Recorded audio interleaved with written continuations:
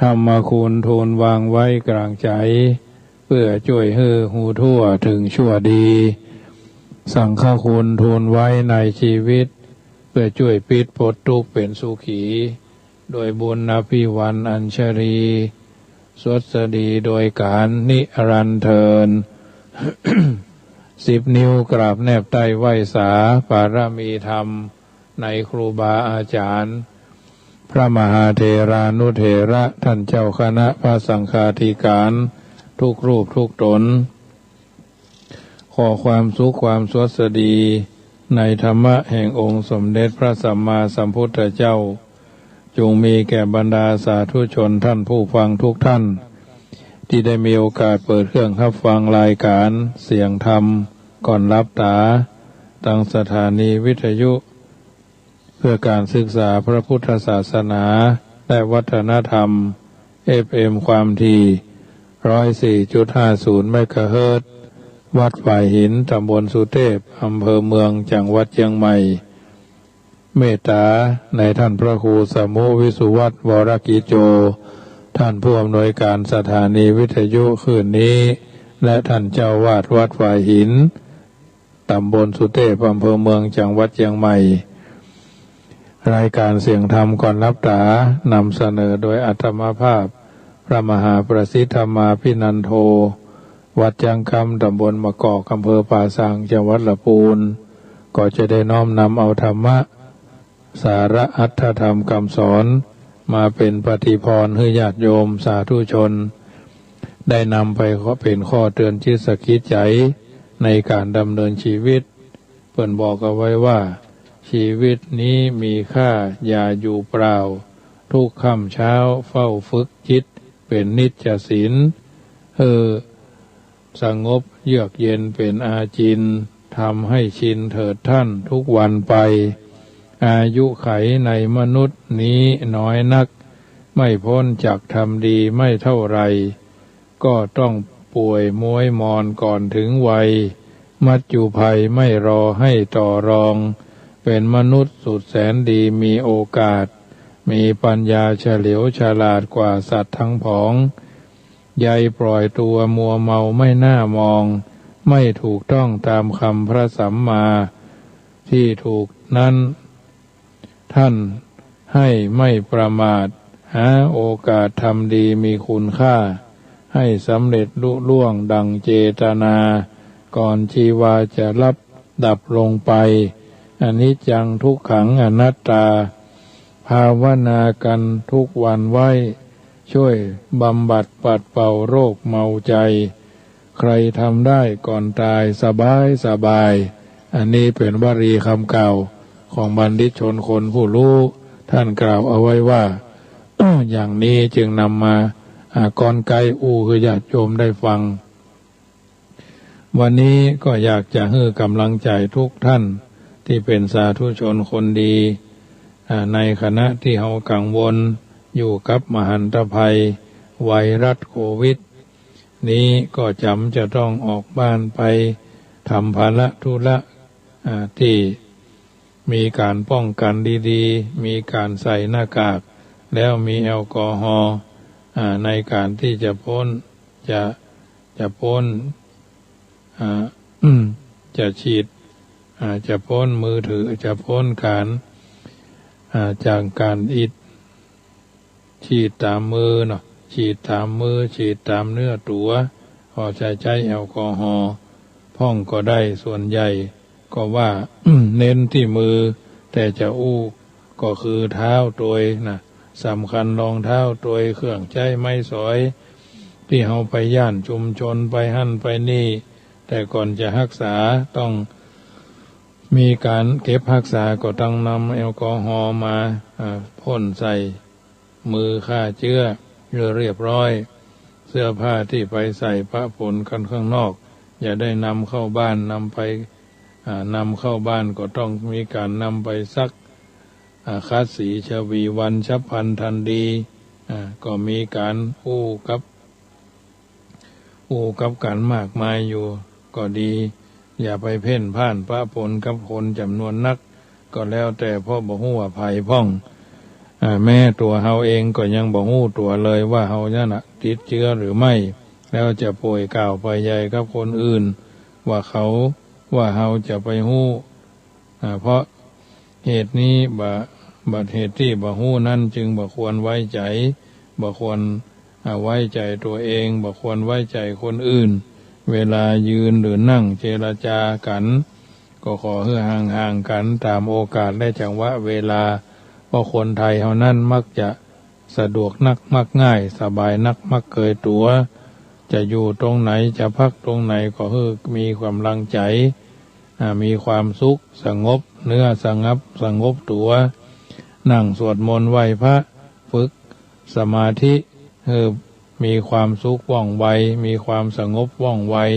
ทำจิตใจให้มีความผ่องใสแผ่เมตตาส่งความปรารถนาดีแต่ทุกๆคนก็จะส่งผลทางตนเองและคนอื่นในทางคือเป็นไปในทางที่ดีในท้ายในการดำเนินชีวิตของเราเป็นลำดับไปอันนี้เป็นคำกล่าวที่คือกำลังใจทุกคนที่อาจจะท้อแท้ที่อาจจะท้อถอยเนาะเพราะฉะนั้นพระพุทธเจ้าตรัสไว้ในพระสูตรเอาไว้ว่าพระสูตรสังยุตตนิกายสาขาทวักว่าถ้าทางมิตรานิคันฐานิผู้ให้ผูกไมตรีไว้ได้และได้ตรัสไว้ในอังคุตรนิกายปัญจกนิบาตว่าถ้าทางปิยังโหติพระชันตินางพาหูพระหูผู้ให้ย่อมเป็นที่รักเป็นคนเป็นอันมากย่อมคบกับเขาก่อนอื่นก็ทำความเข้าใจในเรื่องของการเพื่อจะได้ฮู้ว่าอย่างเป็นอย่างอย่างใดก็จึงจะถูกตามหลักของพระพุทธเจ้าคำว่าการหมายถึงการปันแบ่งปันแบ่งปันของตัวเองแก่คนอื่นเมื่อไปแล้วก็มีการมีการทวงคืนอย่างเฮาหันภาพยนตร์หรือหันคลิปในตะเกียเมื่อตอนกลางวันวันเนี้ยทุเจ้าทุดงปุ่นจังหวัด101ปุ่นอำเภอจตุรักษ์พิมานนี่ค่ะปุ่นจะเดินทางทุดงมีอุบาสกหรือพ่อจายคนหนึ่งหันทุเจ้าเดินมาก็ซื้อโอวันตินซื้อเครื่องดื่มอย่างเพิ่นซื้อน้ำซื้ออย่างเพิ่นก็พัดใจถวายไป100 บาททีนี้ทุเจ้าพวกก็บอกว่าขอเป็นเครื่องดื่มชูกำลังได้ก่อถ้าจะอิดจะหิวเดินทางไกลพวกก็ไปเปลี่ยนมาก็ทุกคนเจ้าบ้านคนนั้นก็เลยขอสตางค์คืนทีนี้เมื่อมาก็มีการโชคต่อยกันขึ้นเตะพ่องตีพ่องยูเพิ่นพ่องเนี่ยตามคลิปนะพอไปในคลิปเราจะโยมก็จะหันเนาะอันนี้ปรากฏว่าแต่เมื่อแรงนี่เจ้าหน้าที่ตำรวจเพิ่นก็ห้องมาว่าพอใจคนนี้ติดฝิ่นติดยาอย่างคอยนะก็บ่ติดเพิ่นก็บอกว่าผมหันเพิ่นว่ากลัวเป็นผ้าปลอมไกนะแต่ก็บ่จะเป็นผ้าปลอมเพิ่นผ้าธุดงค์เนาะอันนี้ก็เป็นเรื่องที่กรณีศึกษาเพราะฉะนั้นเมื่อเฮาไปแล้วเฮาก็บ่ต้องไปไปติดตามเพิ่นจะเอาคืนอย่างอันอย่างอี้นะเพราะฉะนั้นมันบ่ควรถ้าเฮาบ่อย่าดีกว่าเราไปขอคืนนี่มันก็ไปใจตานไปแล้วเนาะจะไปขอคืนแต่มันก็ตกขึ้นสวรรค์แล้วมาตกมรณะแหลมเนี่ยมันก็เลยเป็นบาปเป็นกรรมเหี้ยนี่เพราะฉะนั้นการทวงคืนหรือการหวังตอบแทนนั้นถ้าบ่ได้ดังใจถ้าเมื่อมีความทุกข์ใจเกิดขึ้นเมื่อเกิดความทุกข์ทางใจอานิสงส์อันเกิดจากการความที่ตนเองจะเป็นที่ฮักหรือบุคคลอื่นจะมาเป็นที่ฮักของตนก็ย่อมหมดสิ้นไปเพราะไปแล้วบ่มีการได้อันอย่างคืนมาจึงทำให้เกิดความเศร้าหมองในด้านจิตใจหรือตานไปแล้วกินแดงแข็งใจเนาะตั้งเหนือเพิ่นว่าก่อนจะก็ดีใจขณะก็จุ่มเนื้อเย็นใจหลังจากแล้วก็ปราบปลื้มปีติยินดีใจนะก่อนขณะกำลังเนาะเพราะฉะนั้นเมื่อจิตขุ่นหมองเศร้าหมองก็จะแสดงออกทางกายวาจาที่เคยฮักกันหวังดีต่อกันจะเป็นการจังกันจะกันรังเกียจเดียดฉันกัน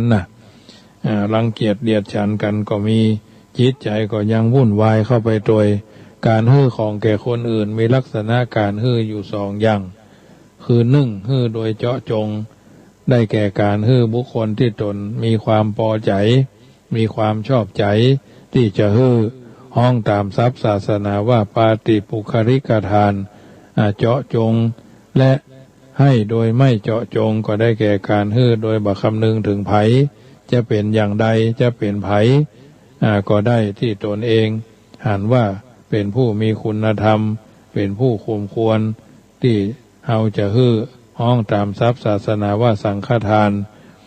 การฮื้อสองอย่างเนี้ยการฮื้อโดยบ่เจาะจงจึงมีอานิสงส์มากกว่าการที่เป็นเช่นนี้เพราะการฮื้อในลักษณะอย่างนี้เราสามารถที่จะทำแก่บุคคลทุกเพศทุกวัยทุกชั้นทุกวรรณะจะเป็นคนมีฐานะดีจะเป็นคนยากจนจะเป็นคนมียศถาบรรดาศักดิ์หรือบ่มียศถาบรรดาศักดิ์เฮาบ่คำนึงถึงขอฮื้อเขาผู้นั้นเป็นผู้มีคุณธรรมมีความปฏิบัติดีปฏิบัติชอบอันเป็นใจได้ในเรื่องของการฮื้อเมื่อจะว่ากันตามประเภทแล้วแบ่งออกเป็นสองประเภทก็คืออามิสทานได้แก่ของที่ฮื้อนั้นเป็นจำพวกวัตถุสิ่งของทั้งเครื่องอุปโภคบริโภคธรรมทานก็คือการฮื้อการแนะนำสิ่งสั่งสอนผู้อื่นฮื้อฮู้ว่าสิ่งไหนดีมีคุณประโยชน์ควรทำสิ่งไหนบ่ดีมีคุณประโยชน์มีโทษก็บ่ควรทำการฮื้อทานจะได้รับอานิสงส์มากหรือน้อยนั้น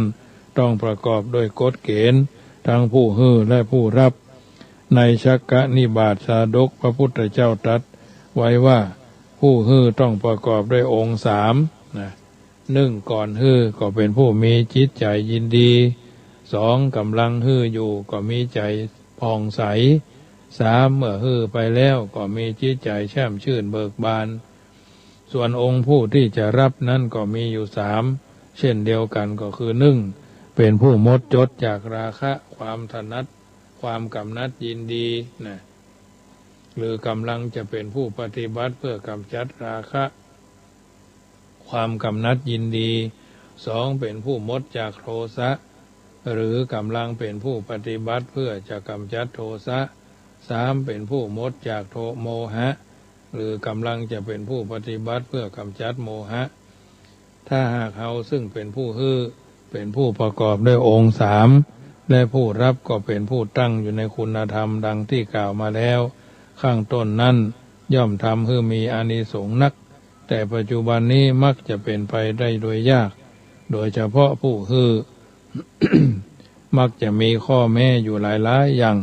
บางทีก็ต้องฮื้อได้รับผลตอบแทนได้รับผลประโยชน์ก่อนจึงจะทำฮื้อหรือบางทีผู้รับก็สำคัญยิ่งนักเป็นผู้บัดตั้งตนอยู่ในฐานะอันสมควรจึงทำให้มีผลบัดเต็มตามความสามให้ผลมีผลบัดเต็มตามกำลังมีความพ่องอยู่เป็นนิดอานิสงส์ของการฮื้ออามิสทานพระพุทธเจ้าตรัสไว้ในปัญจกนิบาตอังคุตรนิกายมีถึง5อย่างก็คือปิโยเป็นที่ฮักของคนหมู่นักสองพิโทคนดีย่อมคบหาสมาคมโดยสามกิตติสัทโธ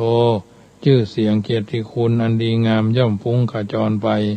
สามวิสารโธเป็นผู้แกล้วกล้าอาถรรพ์บ่เคอะเขินในท่ามกลาง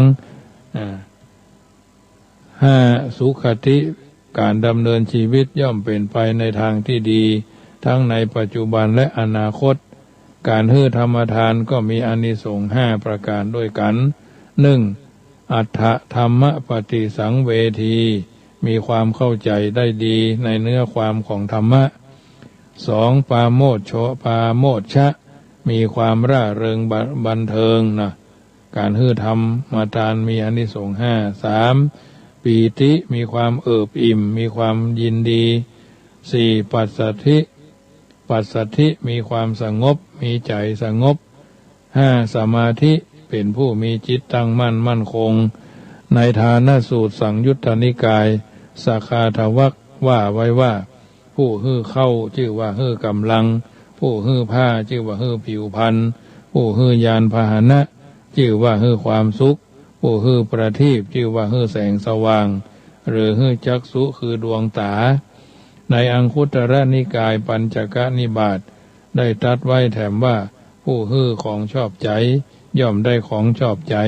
ผู้ฮื้อของเลิศย่อมได้รับของเลิศผู้ฮื้อของดีย่อมได้ของดีผู้ฮื้อของประเสริฐย่อมถึงฐานะอันประเสริฐเป็นอันว่าการฮื้อนั้นมีอานิสงส์มีคุณความดีน่านับประการในเมื่อฮื้อเป็นไปในทางที่ถูกต้องตามกฎตามเกณฑ์จึงขอฮื้อบำเพ็ญต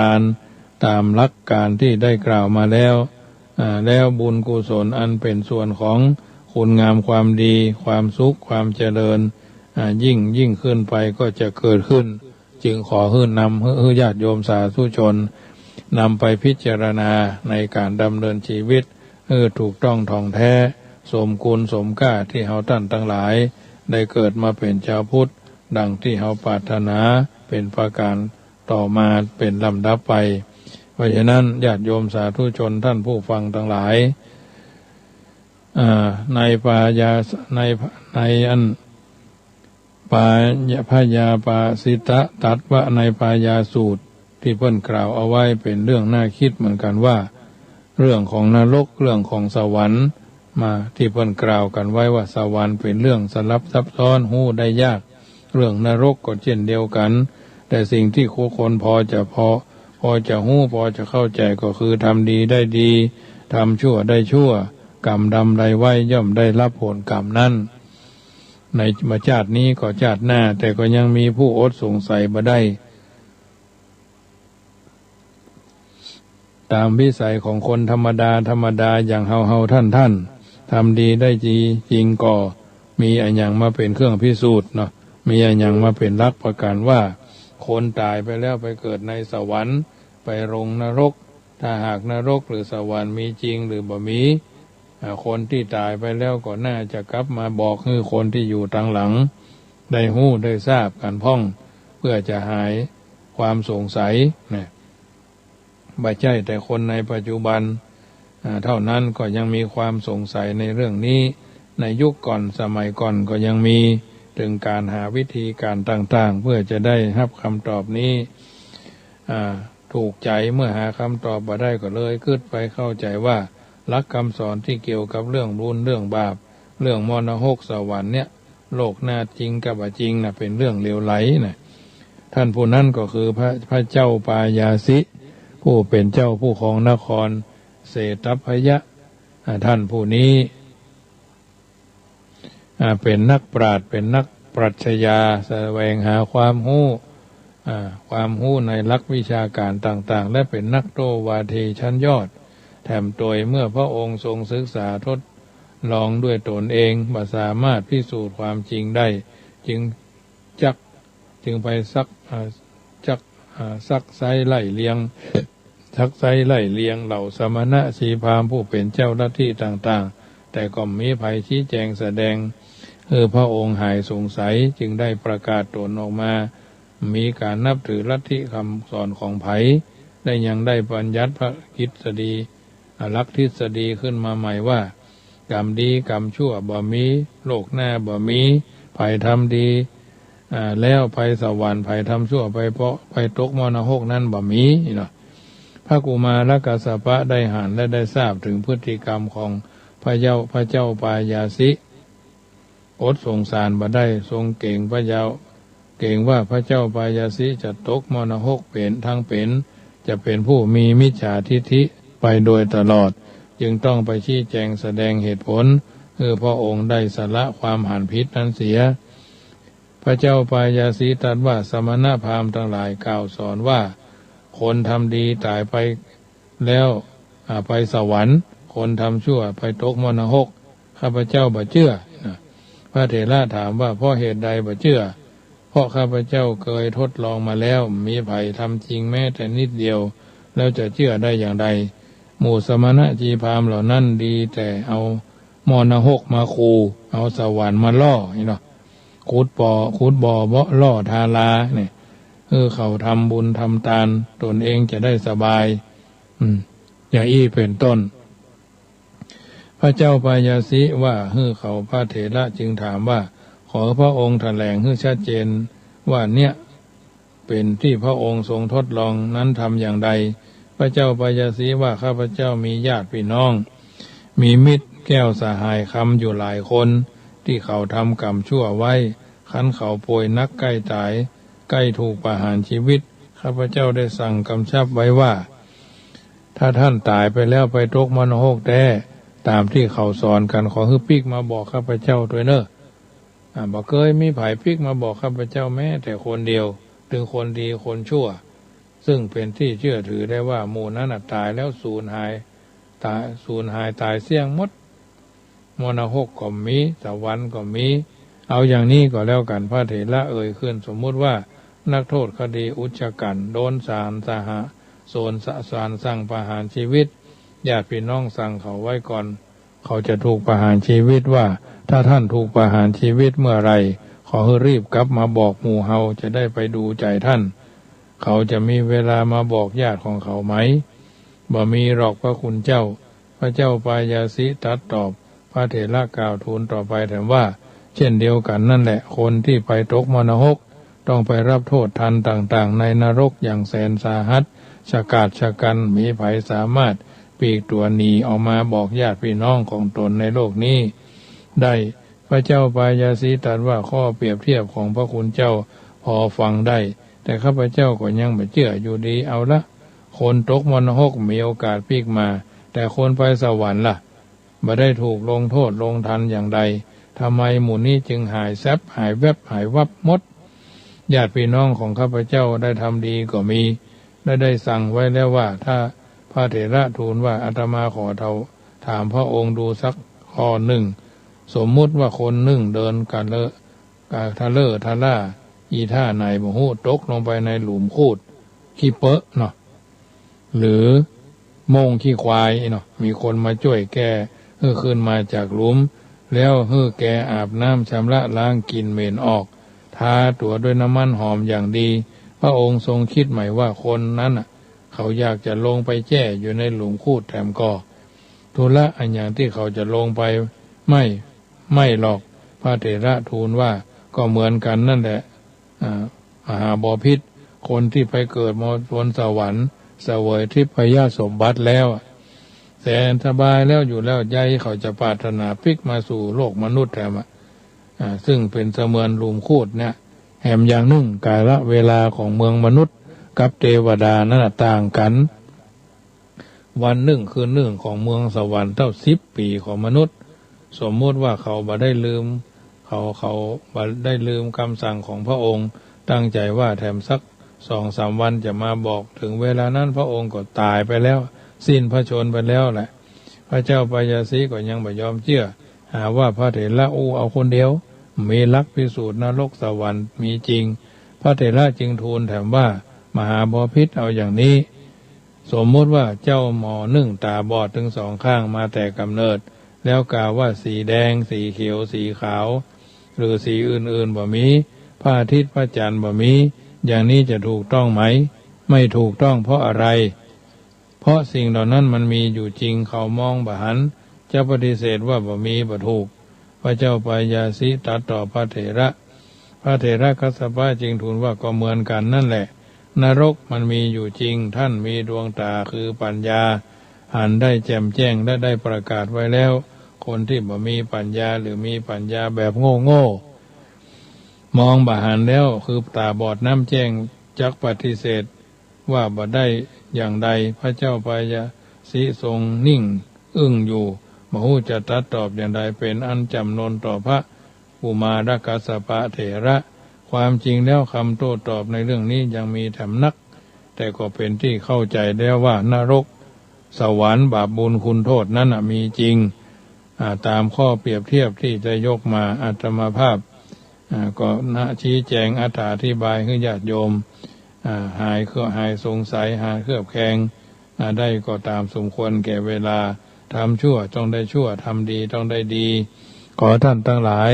ดำเนินชีวิตโดยมีหลักยึดหลักประพฤติในการดำเนินชีวิตของเราท่านทั้งหลายเป็นลำดับไปน้ำธรรมคำสอนที่นำมากล่าวอธิบายนี้เป็นส่วนหนึ่ง ที่เป็นมังคละกับตัวกับตนญาติโยมสาธุชนนำไปเกินก็ ประทีปธรรมในการดำเนินชีวิตของเฮาท่านทั้งหลายนำธรรมคำสอน 84,000 พระธรรมขันธ์ก็ย่นย่อให้ท่านทั้งหลายนำไปพิจารณาจะมีสติสัมปชัญญะหรืออื่นๆก็อยู่ที่เฮาท่านทั้งหลายนั่นแหละความจริงเป็นสิ่งที่ดีชั่วอยู่ที่ตัวเฮาทำเพิ่นบอกว่าอย่าทะนงหลงว่าข้าใหญ่ยิ่งเพราะทุกสิ่งไม่เที่ยงตรงในสงสารมีเกิดดับมีขึ้นลงไม่คงนานอย่าระรานเที่ยวข่มคนว่าตนดีกตัญญูรู้คุณเป็นบุญนักมีคนรักคนภูมิใจไม่หน่ายหนีเนรคุณคนทั่วไปใยไม่ดีไม่ใยดีต้องโสกีใครจะสนคนลำพองเป็นมนุษย์สุดจะดีอยู่ที่จิตทำพูดคิดจิตสั่งการงานทั้งผองหากจิตดีพาให้การงานเรืองรองจิตหม่นหมองปองแต่ชั่วพาตัวซามเนี่ยโลกเปลี่ยนไปใจคนเปลี่ยนเพี้ยนตามติดวิปริตชั่วช้าหน้าบัดสีแย่งกันกินถิ่นอยู่คู่ชีวีแย่งหน้าที่เป็นใหญ่ไร้จรรยาทำไม่เสื่อมแต่คนศูนย์พ่อพูนชั่วเห็นกงจักเป็นดอกบัวจิตชั่วช้าเห็นแก่ได้หมายชื่อเสียงเพียงหน้าตาส่วนจรรยาศีลธรรมทำหมางเมินนะเพราะฉะนั้น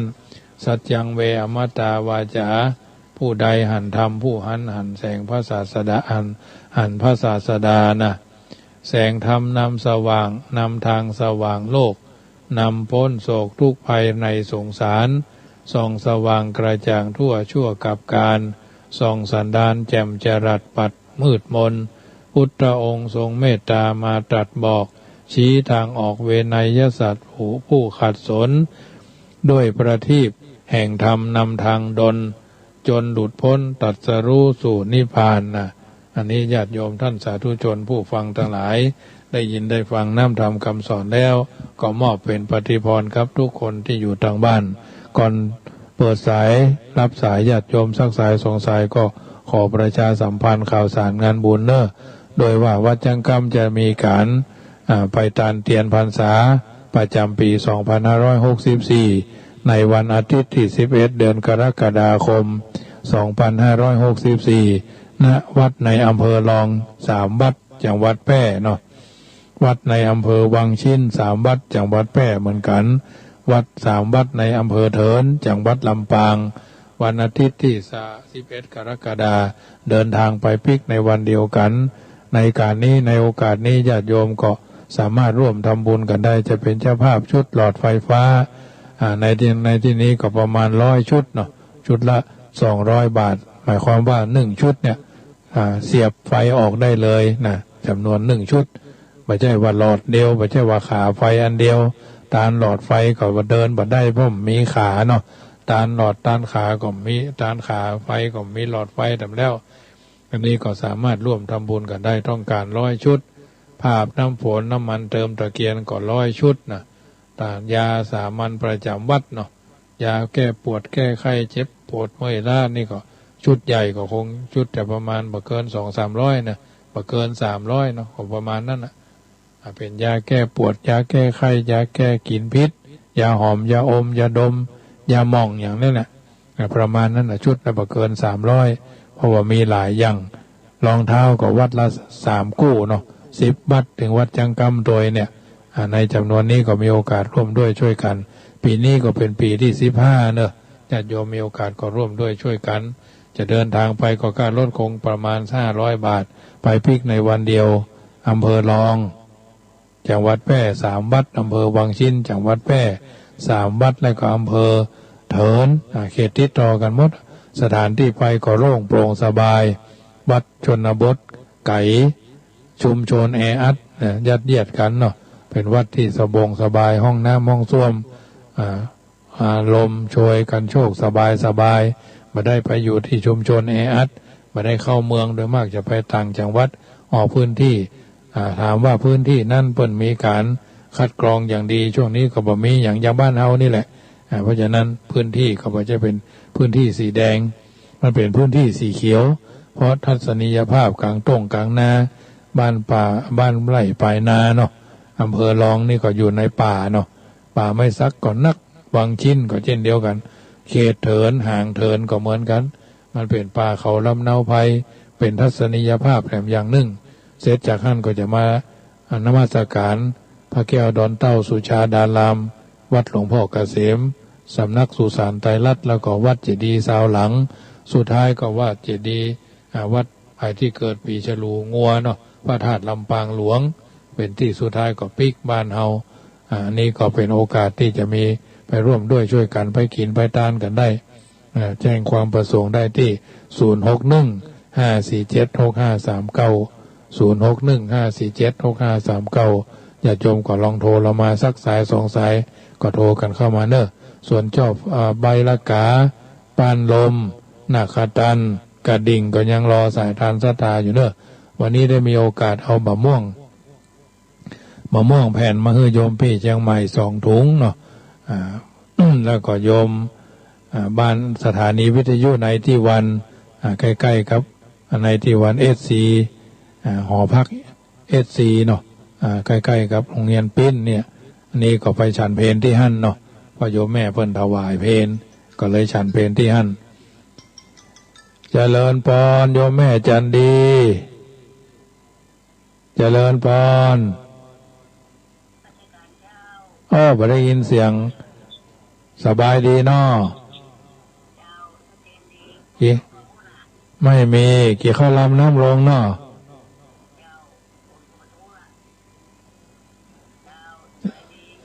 เป็นกำลังใจเนอะอนุโมทนาฟังกันตลอดเนอะเจ้าแม่จันดีปากั้งสันทรายไปที่ไปซื้อที่ตอกระโจได้กระดาษมาเรียบร้อยมาจะพวกนี้ก็จะเริ่มห่อเป็นกำเนาะเหมือนทอฟฟี่นั่นแหละแล้วก็เอาร้านอารีรัตน์ดอกไม้ที่ตลาดหลวงอันนี้ประกอบภาวนาในการทำดอกไม้สดเวลางานทำบุญที่วัดอันนี้ก็เอามะม่วงแผ่นไปฮื้อเพิ่น2 ถุงโยมแม่ครูเพิ่นบ่ได้มาไก่เนาะเพราะว่านะข้ามน้ำข้ามทะเลมาเนาะเพิ่นมาบ่ได้ไก่ก็เลยเอาฮื้อแวะคนนั้นคนนี้หน่อยเนาะก็ไปหาเป็นธรรมดาไปที่ร้านเอาแว่นตาที่ใกล้วัดดอกเอื้องเนาะก็ไปหาแว่นตาเพราะว่าสั่งไว้เมินแว่นตาสำรองแฮมอันหนึ่งเนาะเพราะว่าบางเตื้อเอาลืมไปไหนพลาดพลเลดไปเนี่ยเอาใส่ไว้ในย่ามอีกอันหนึ่งก็ตัดแว่นตาไว้เมินละนะอนุโมทนาโยมแม่เรโนเนอร์ก็ถือว่าวันฟังไปฟังปิกเพราะว่าตากมะม่วงไว้นี่แต่เจ้านี่นะก็ถือว่าเป็นส่วนหนึ่งเนอะกำลังใจท่านผ่านมาทั้งละปูนก็มาแว่ได้เนอะมะม่วงมีเยอะวันพวกนี้จะเริ่มห่อละเป็นกำแล้วมาทำเพื่อทำให้มันน่ากินเนาะเอากระดาษแก้วกระดาษที่เพิ่นขายตรอกระโจเชียงใหม่พลาสติกได้เป็นที่เรียบร้อยแล้วจึงขออนุโมทนามะม่วงแผ่นที่เอาไปมอบผู้นั้นรับรองไม่ใช้มือนะไม่ใช้มือทำอย่างสะอาดถี่ถ้วนทีเขาทีเราอกเขาอกเราเนอะน้ำตาลก็บ่ใส่ตัดเกลือน้อยเดียวหวานธรรมชาติเนอะหวานธรรมชาติอันนี้เป็นเรื่องที่สะอาดบริสุทธิ์ทั้งเขาทั้งเราเนาะอันนี้เป็นของบริสุทธิ์จากแท้